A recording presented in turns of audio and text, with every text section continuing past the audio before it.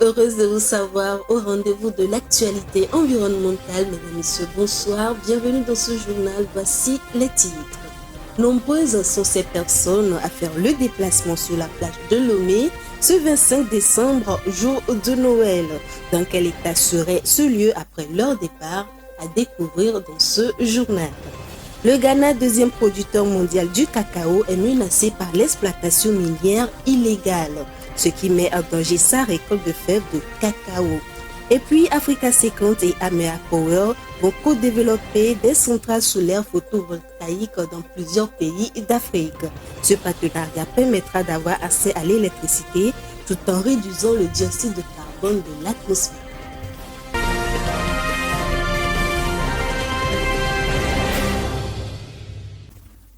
En ces périodes de fêtes de fin d'année, nombreuses sont ces personnes à faire le déplacement vers la plage de Lomé pour se recueillir ou passer du bon temps. Mais force est de constater qu'après leur départ, la plage reste dans un état insalubre malgré les dispositions prises par les autorités communales pour garantir la propreté. Cette situation laisse voir le degré d'incivisme de la population. Face à cette situation déplorable, sommes-nous encore à une étape de sensibilisation ou devons-nous passer à une étape de sanction? La propreté de ce site touristique dépend de tous et chacun. Restons toujours à la plage de Lomé sur les questions d'insalubrité. Nous vous proposons un de nos dossiers sur l'insalubrité à la plage de Lomé. Regardez. Des sachets, des déchets entassés, des excréments humains déborde le long des côtes de la plage de Lomé. Un patrimoine culturel qui est censé accueillir la population ainsi que les touristes est devenu un dépotoir et toilette publique. Les week-ends, quoi de plus normal que de prendre de l'air et s'offrir un rafraîchissement? Malheureusement, c'est dans l'insalubrité qu'on prend du bon temps à la plage. Mais alors, en tant que citoyens, que devons-nous faire face à cette situation?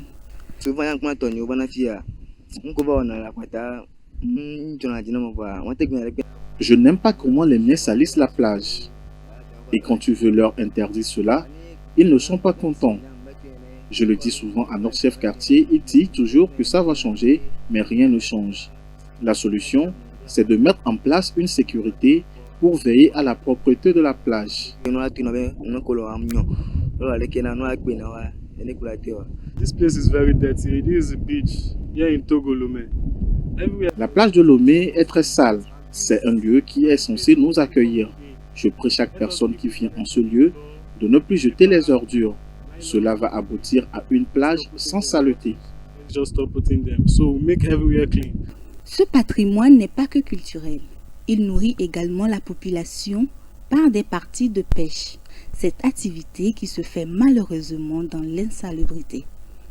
Des efforts de la part des collectivités locales pour préserver au mieux ce bien public manquent parfois de vigilance et d'insécurité. Les gens viennent quand même. À cause de la propriété, les gens viennent. Ils appellent les autres, ils annoncent qu'il y a un WC public, c'est très joli. On est libre là-bas, ils n'ont qu'à venir. Les gens viennent, mais il y en a aussi qui viennent, il va te dire qu'il n'a pas d'argent. Ah, on ne peut pas les laisser aller à la plage parce que c'est ça qu'on protège. On ne peut pas les laisser aller à la plage pour faire leurs besoins, on les permet de rentrer. Notre grand problème, c'est le silence ici. Quand il fait un peu nuit là, 18 heures que nous partons là, il y a un grand silence. Et il y a des brigands qui braquent les gens à la plage. Et celui qui est là, lui aussi va te protéger un peu. Les panneaux d'interdiction, d'amende, de toilettes et poubelles publiques. Malgré tous ces moyens, l'insalubrité persiste à la plage de Lomé. De nouvelles stratégies, moyens et lois devaient être prises pour renforcer la lutte contre la saleté à la plage de Lomé. Le Togo avance progressivement vers une actualisation d'une loi cadre portant sur l'environnement. À cet effet, le gouvernement a adopté un projet qui permettra au pays de disposer d'instruments juridiques adéquats et d'améliorer le cadre de vie de la population en réduisant l'impact des activités socio-économiques sur l'environnement. Plus d'explications à travers ce commentaire d'Irène Papazine. Au Togo, la loi cadre sur l'environnement en vigueur depuis 2008 va bientôt faire l'objet d'une révision. Le gouvernement réuni le lundi 18 décembre en Conseil des ministres à Lomé a adopté un projet de loi dans ce sens. Cette mise à jour rendue nécessaire au regard de l'évolution des normes internationales auxquelles le pays a souscrit doit permettre au Togo de disposer d'instruments juridiques adéquats et d'améliorer le cadre de vie de ses citoyens, notamment en réduisant de manière significative l'incidence négative des activités socio-économiques et humaines sur l'environnement. Dans cette optique, le pays avance progressivement vers une économie séculaire, verte et bleue. Une fois validée par les élus, la nouvelle mouture intégrera de nouveaux concepts et complétera les outils de gestion de l'environnement avec les évaluations environnementales et sociales stratégiques ainsi que les mesures particulières de protection vis-à-vis des substances nucléaires, radiologiques et biologiques. Pour le Togo, partie aux conventions des Nations Unies sur l'environnement et le développement qui porte sur la diversité biologique, les changements climatiques et la lutte contre la désertification, il s'agit de consolider les avancées notables enregistrées ces dernières années dans le domaine. Selon le ministre de l'Environnement et des Ressources forestières, Katari Folibazi, il est nécessaire que chaque acteur prenne conscience de l'urgence climatique afin d'avancer progressivement vers un Togo plus vert d'ici 2030.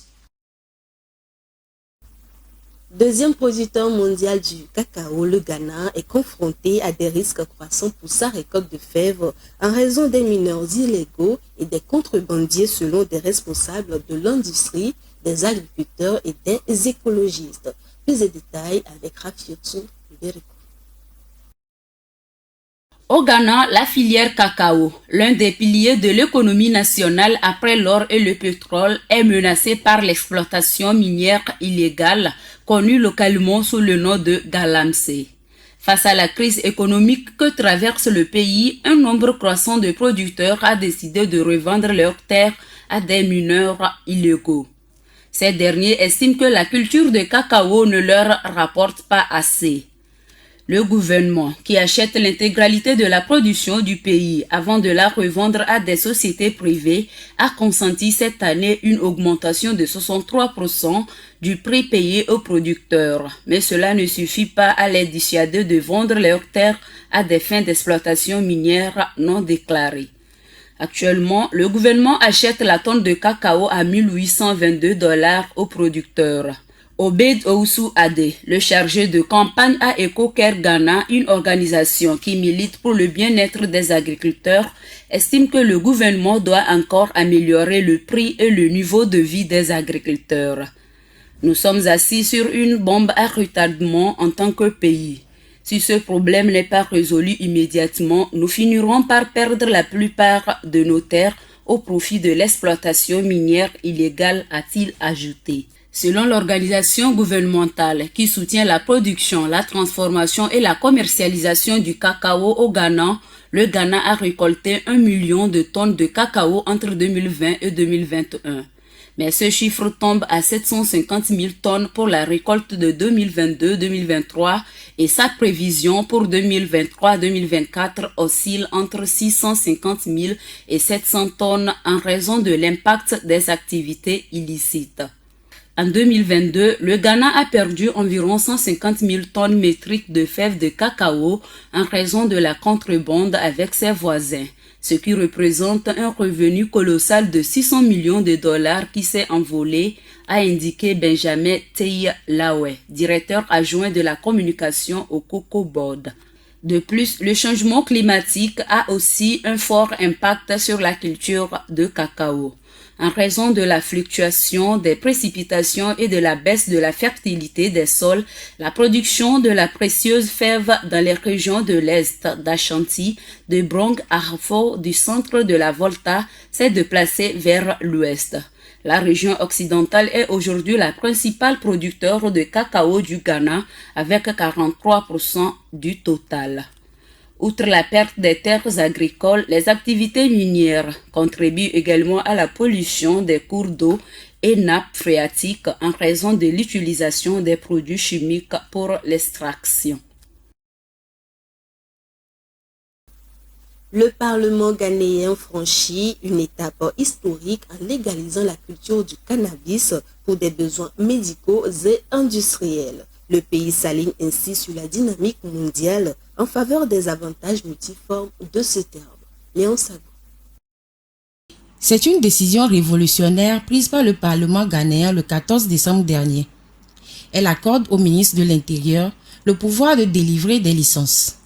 Ceci ouvre la voie à une ère de transformation de la réglementation ghanéenne sur le cannabis. Cet engagement du Ghana à réaliser le potentiel du cannabis a été mis en avant par l'adoption de la loi de 2020 sur la commission de contrôle des stupéfiants, notamment la loi 10-19. Ce décret s'inscrit sur la logique de la vague de pays exploitant déjà la capacité industrielle de cette culture dont la valeur est estimée à 30 milliards de dollars en PIB mondial en janvier 2022.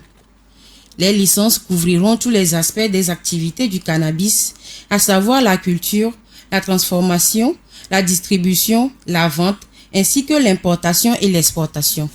Il est important de noter que ces licences respectent les normes strictes en matière de la teneur en THC qui limitent les niveaux à 0,3% sur le poids sec.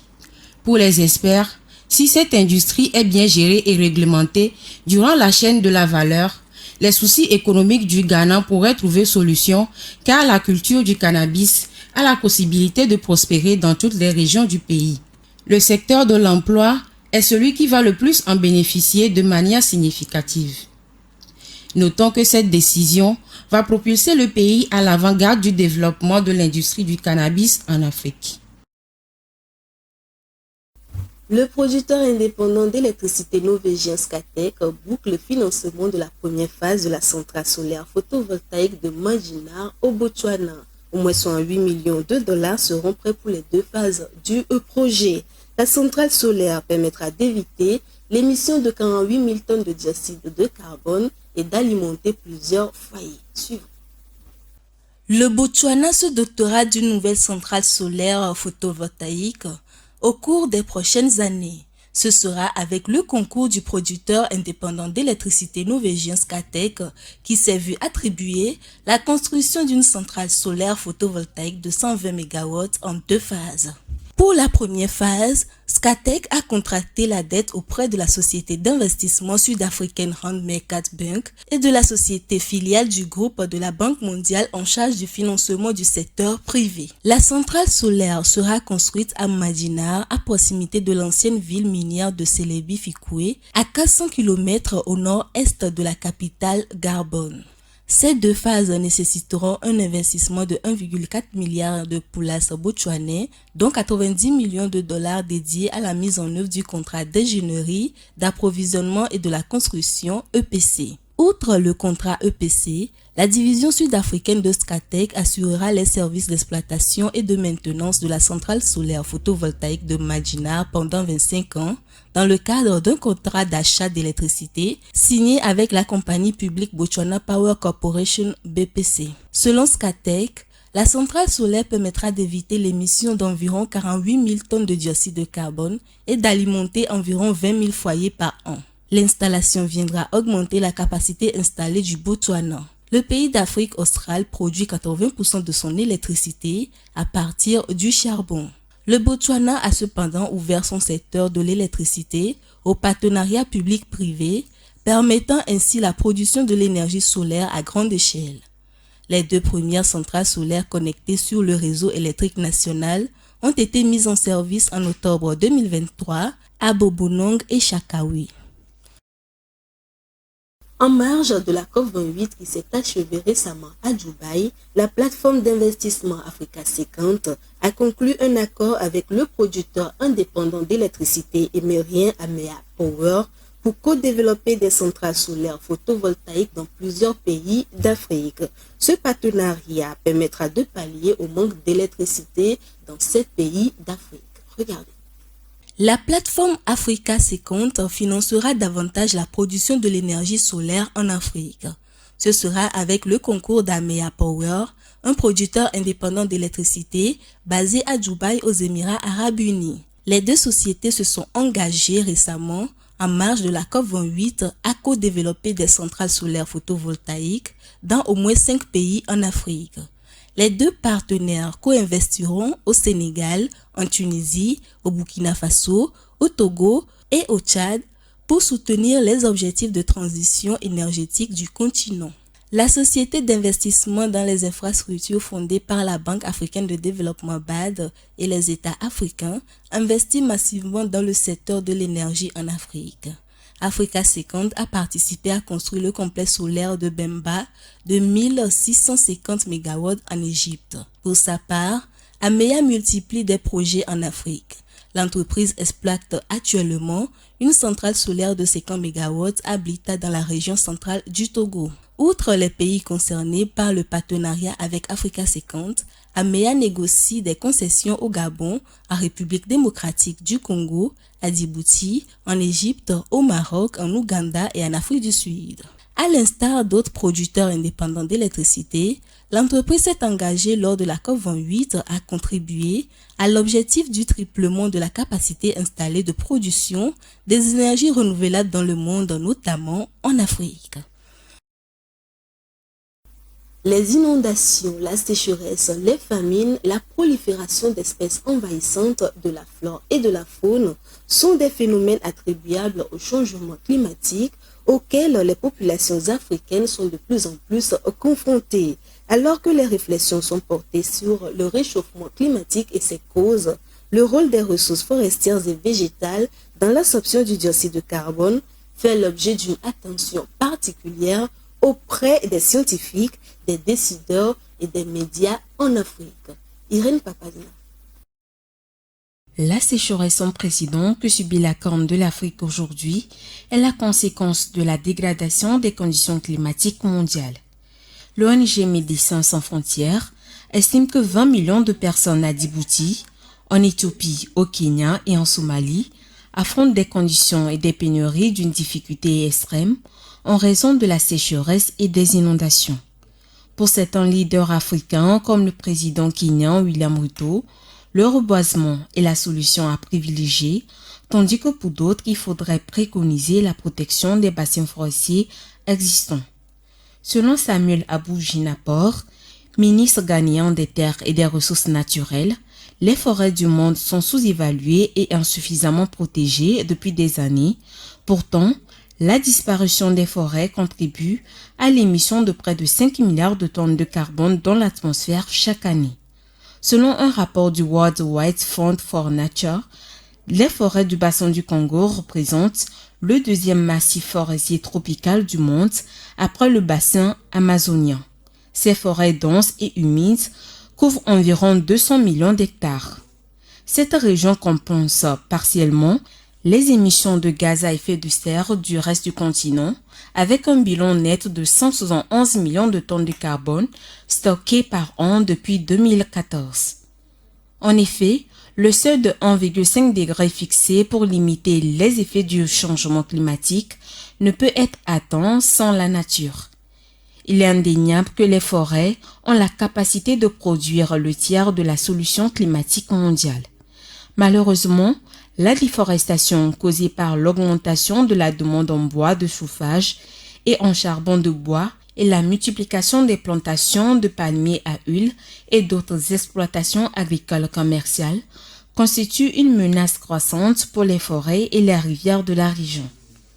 Des actions telles que la protection des écosystèmes naturels comme la perte de la dégradation, la restauration des écosystèmes dégradés et la gestion durable des terres cultivées peuvent contribuer efficacement à atténuer le changement climatique.